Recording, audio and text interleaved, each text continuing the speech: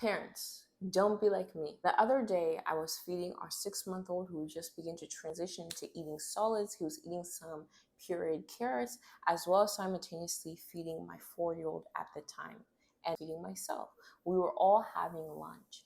My 4-year-old began to exhibit some interesting behavior. He both said and did something that was outrageously inappropriate and not healthy for him spiritually, mentally, emotionally, physically. And immediately upon seeing this behavior and hearing him say these things, I had such a visceral reaction.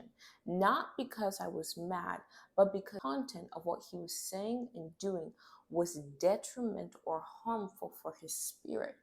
Being a believer, being a child of God, being someone who understands that the spiritual realm dictates the natural, the unseen dictates the seen.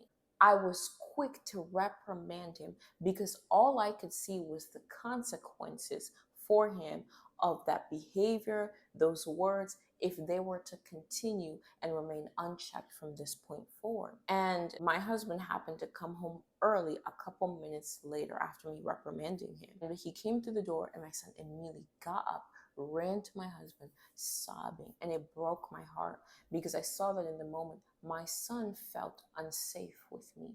He felt uncomfortable. He didn't feel comfortable enough to be able to work through whatever that was, the issues that had risen out of his heart. But he didn't feel comfortable to discuss that with me. So when my husband came, he ran to my husband, who was his safe space in that moment. When I was washing dishes and I was contemplating the situation, what had happened, remorseful and clearly trying to figure out where I could have been better, I heard the Holy Spirit say to me, in the effort to save his soul, you forgot to care for his heart. That was heavy.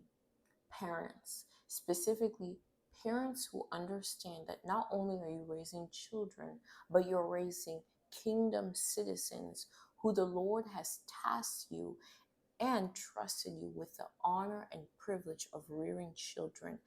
As you instruct them, as you lead them, don't neglect their heart. Just as you would be intentional in making sure that you care for their soul while they're young and so that they know how to care for their own soul as they grow, be just as considerate, just as gentle, just as intentional with their hearts. God bless you. Learn from me.